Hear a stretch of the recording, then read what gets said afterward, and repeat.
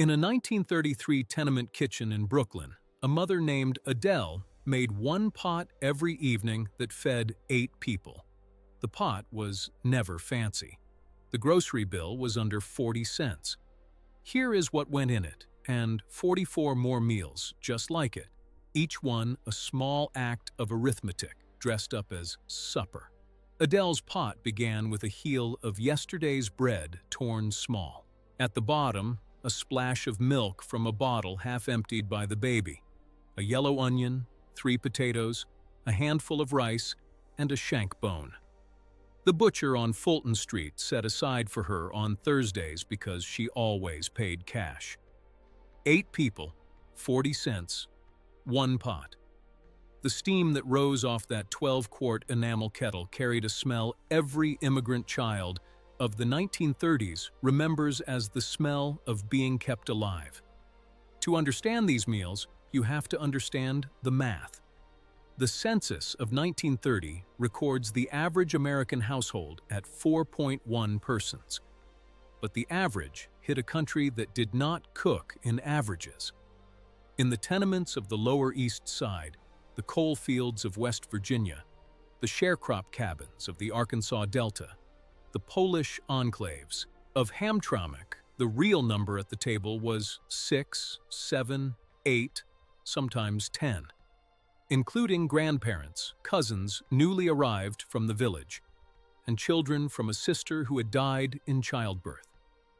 A pot of beans had to stretch, a chicken had to multiply, a nickel of cornmeal had to turn into bedtime for 9.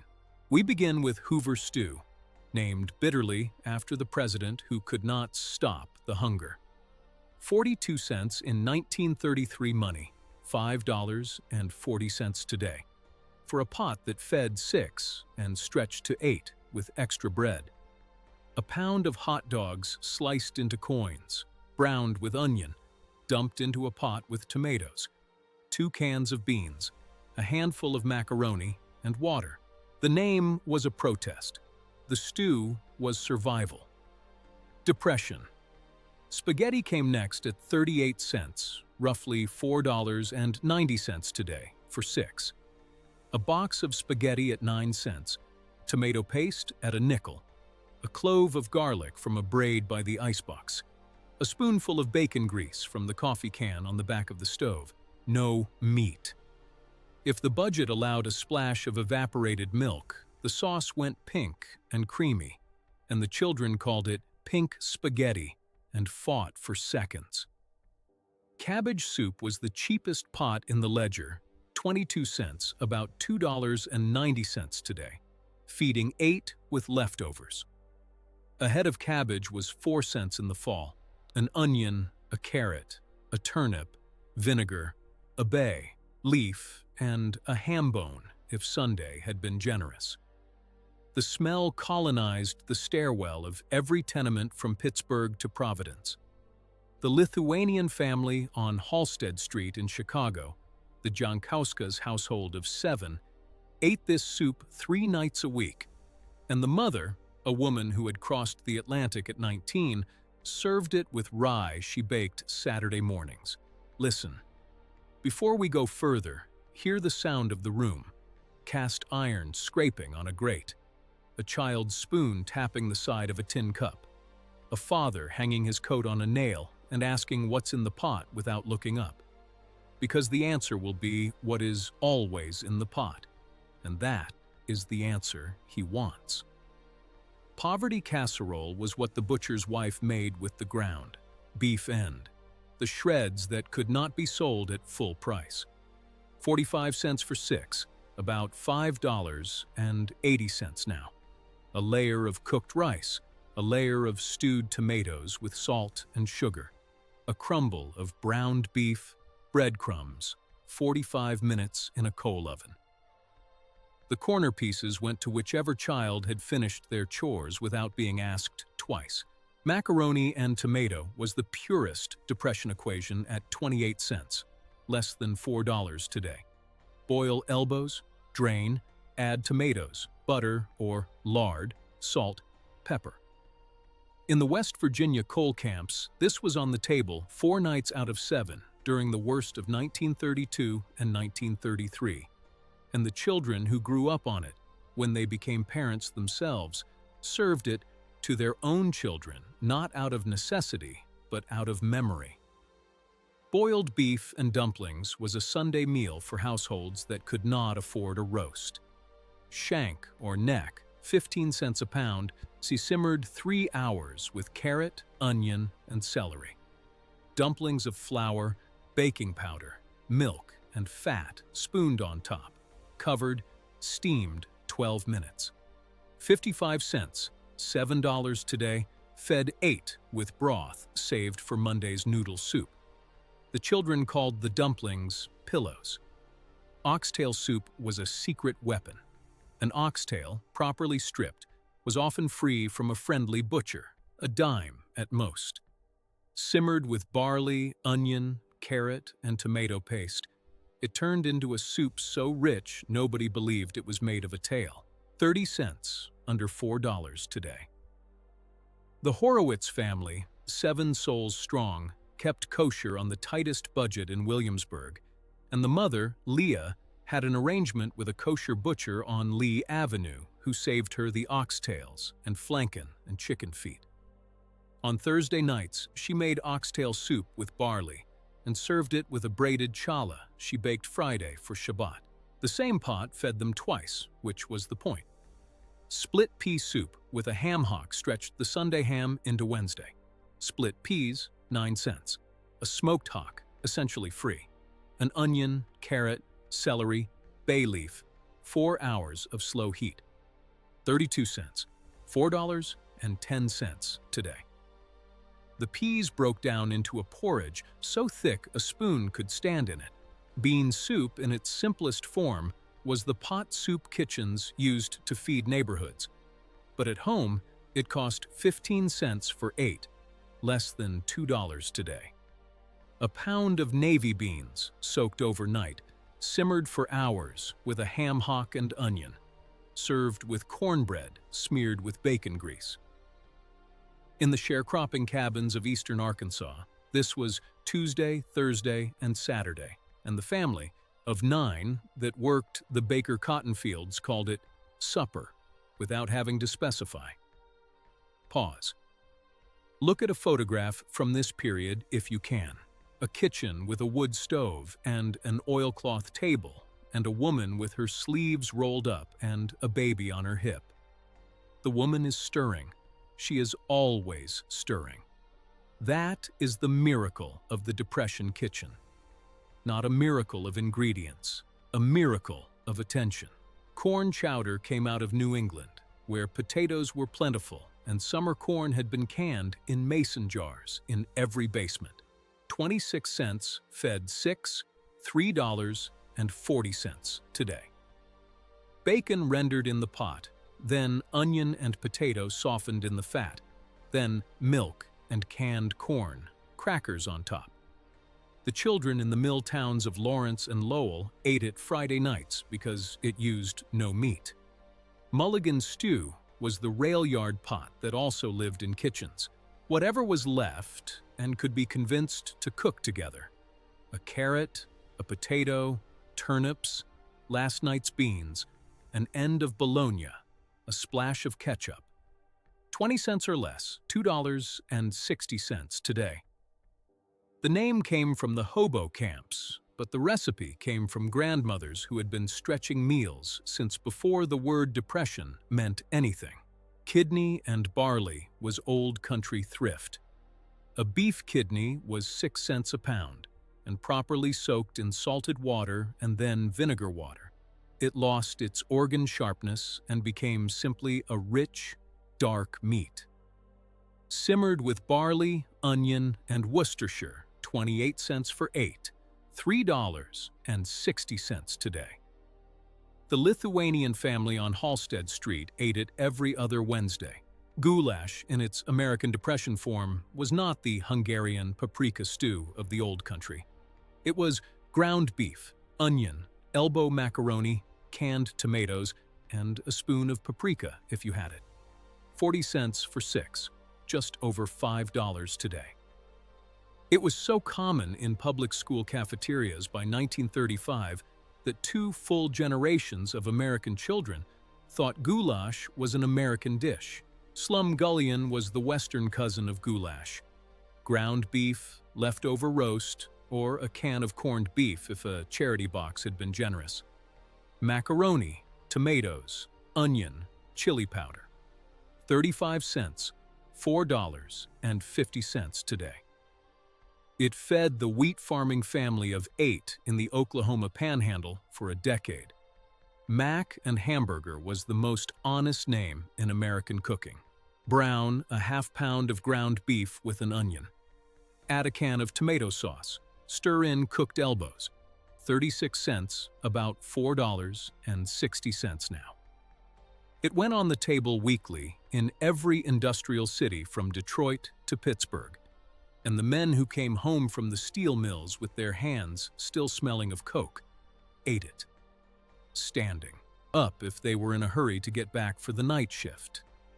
Creamed salmon on toast was a Friday dish in Catholic households and a pantry dish in all households.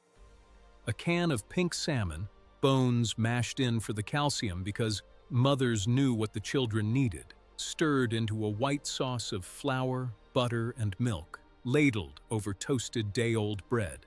30 cents for 6, nearly $4 today. Here is a small moment.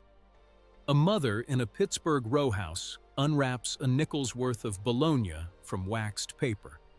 She lays it in a dry cast-iron skillet, and the slices curl up at the edges like little hats, and the smell is the smell of Wednesday. This is the fried bologna sandwich dinner. 4 slices of bologna, 6 slices of bread, a smear of mustard, a pickle sliced lengthwise. 18 cents, $2.30 today, served with milk and a spoonful of applesauce.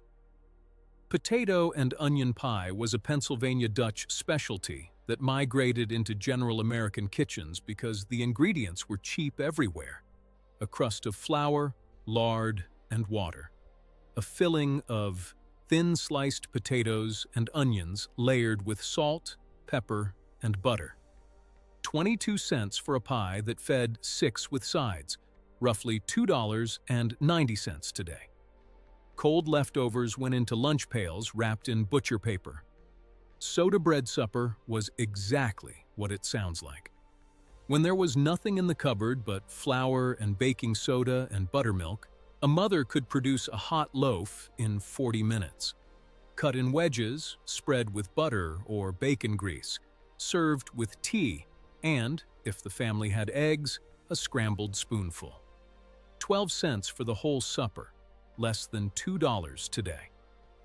The Irish households of South Boston ate soda bread supper unashamedly on the nights when the paycheck had not yet come. Baked beans and brown bread was the New England Saturday night institution.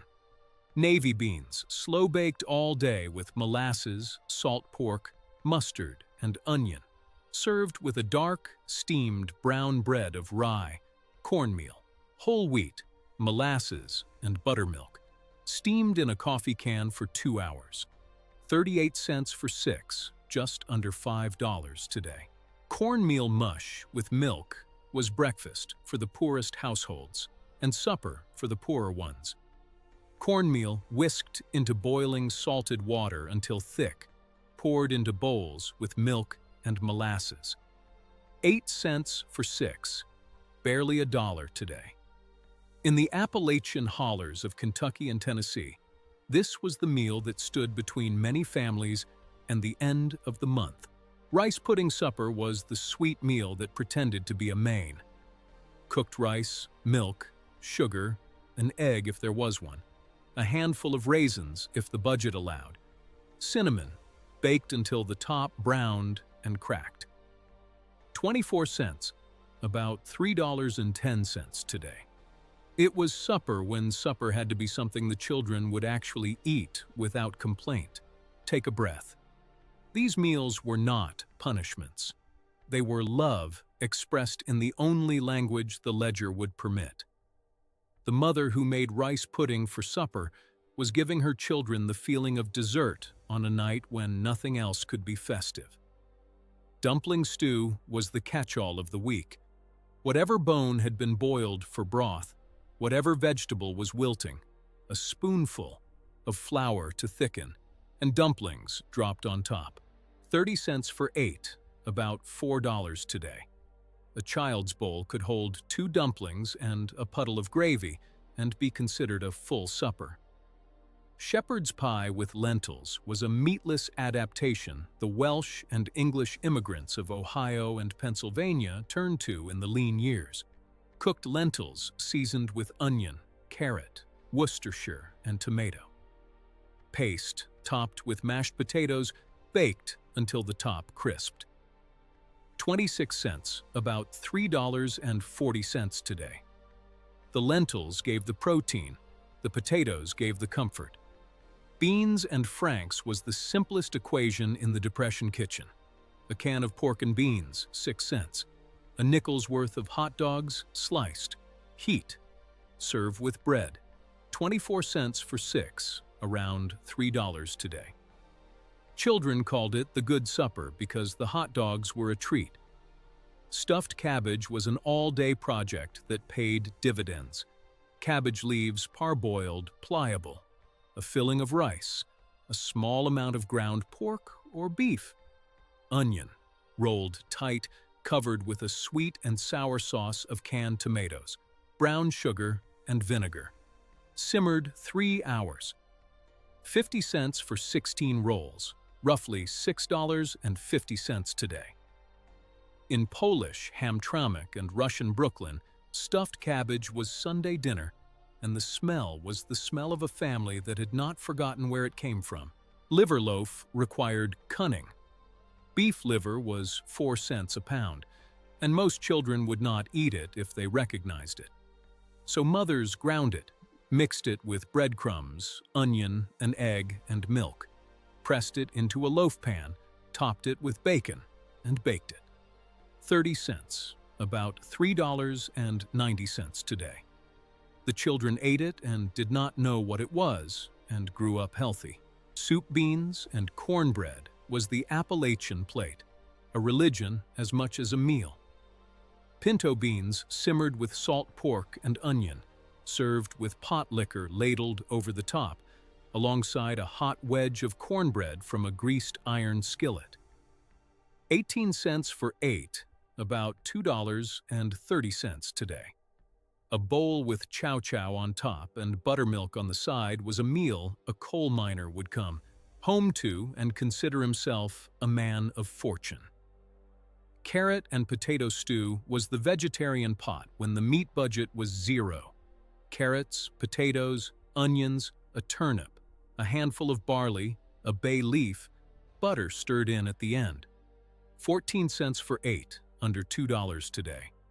The root vegetables kept in the cellar from fall through spring.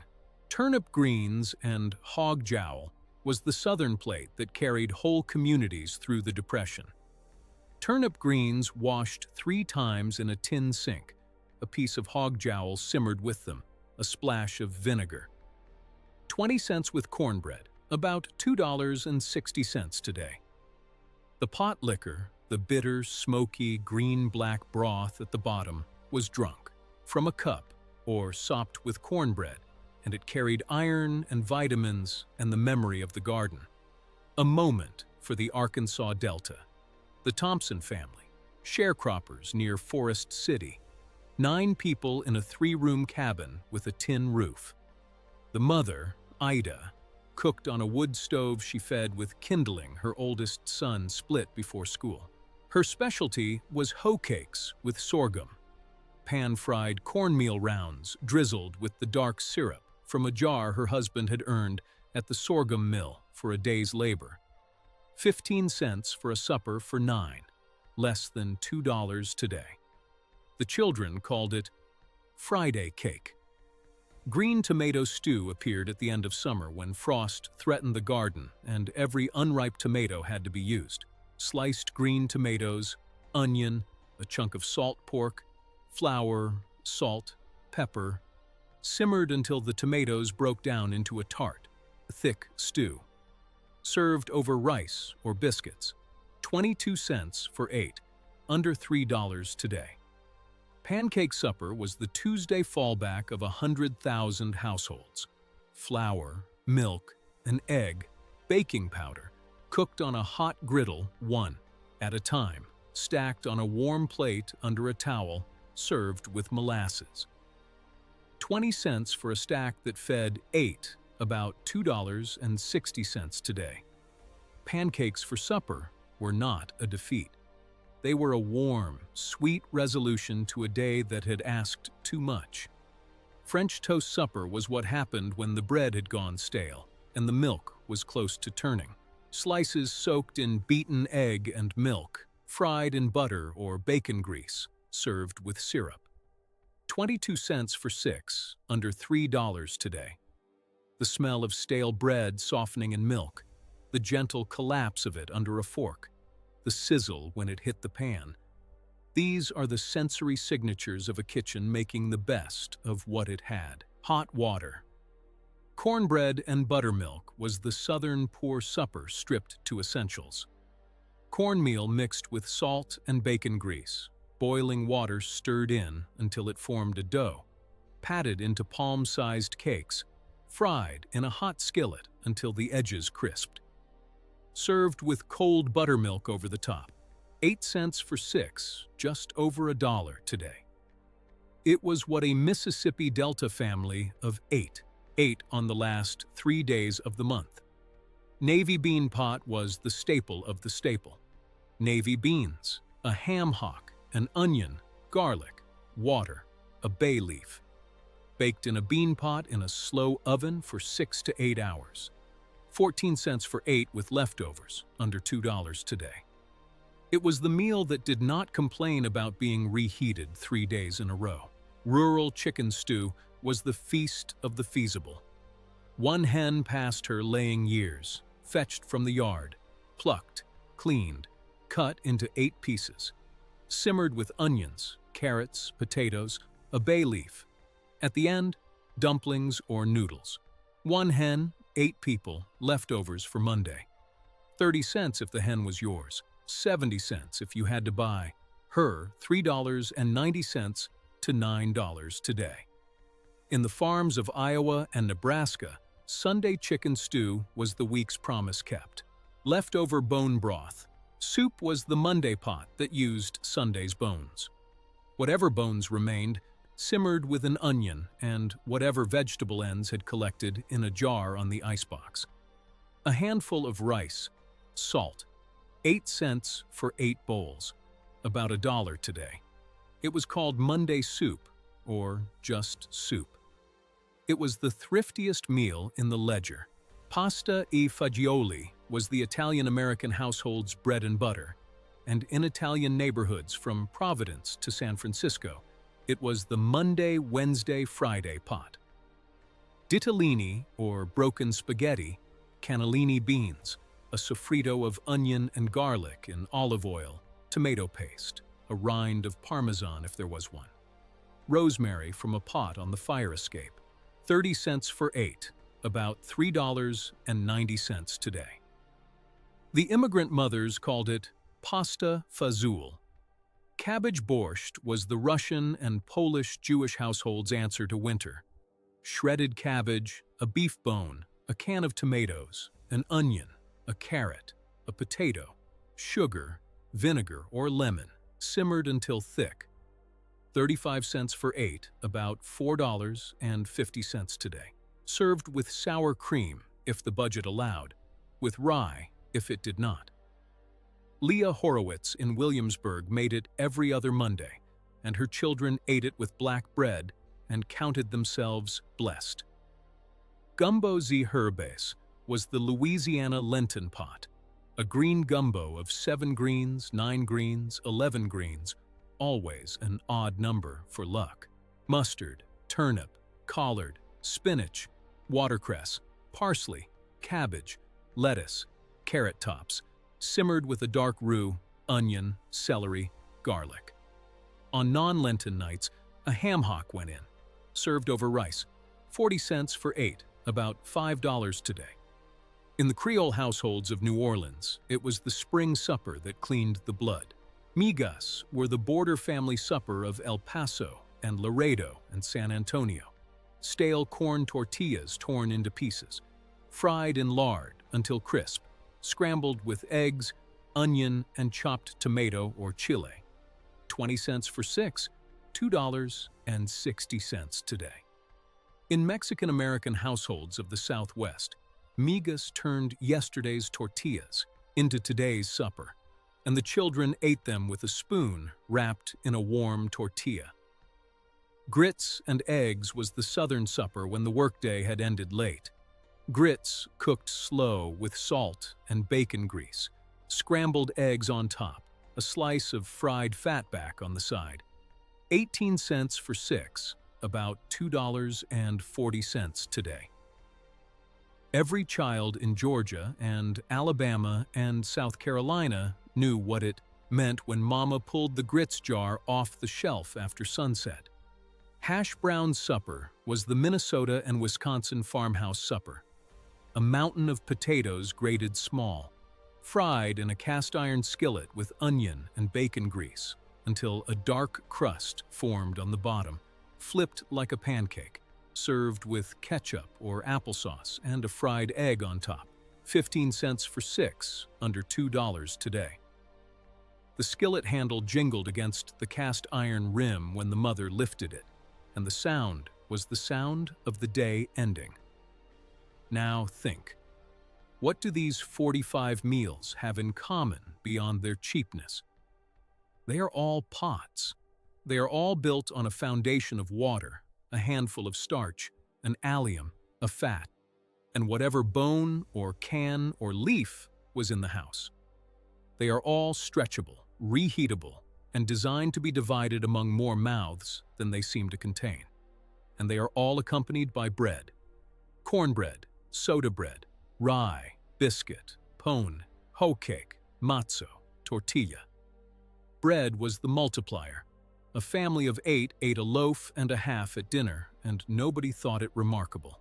The women who cooked these meals kept mental ledgers modern household accountants would envy. They knew the price of a pound of beans to the penny. They knew which butcher saved bones on which day. They knew how to feed 8 people on 40 cents because they had to, and because their mothers had taught them, and because the alternative was a silent table and a hungry child, and no mother in any kitchen in America was going to allow that if she could help it. Adele in Brooklyn, Ida in Arkansas, Leah in Williamsburg, the Jankowska's mother in Chicago. All of them, all of us, because if your family was in America in the 1930s, somebody in your line did this work. Somebody stood at a wood stove and turned 40 cents into a meal 8 people would remember for 80 years. The steam from the 12-quart enamel pot rose to the ceiling and condensed into small beads that ran along the cold window glass. The fork chopped the potato on the tin plate with a small metallic click. The cast-iron skillet sang when it was set on the trivet. These are the sounds of a nation keeping itself alive. So here is the invitation. Tonight, pick one. Anyone. Soup beans and cornbread, cabbage borscht, Hoover stew, pasta fazool, hash browns with a fried egg on top. Cook it the old way with the cheapest cuts and the fullest pot and the slow patience of a woman who had nothing else to give but time. And when you set the table, set one more place than your actual family needs. Put out a spoon and a cup for the person who is not there. For Adele, for Ida, for Leah, for the Jankowska's mother in Chicago, for the ancestor in your own line whose name you may not even know, the one who stood at the stove and stretched the nickel into a supper. Leave the seat empty. Serve yourself second. Eat slowly. Think of them. That is how we honor the cooks of the Depression. Not with a monument, not with a museum, but with a pot on the stove and an empty chair at the table and a full bowl of something warm and sustaining. They fed us across the decades. Tonight, in a small and deliberate way, we feed them back.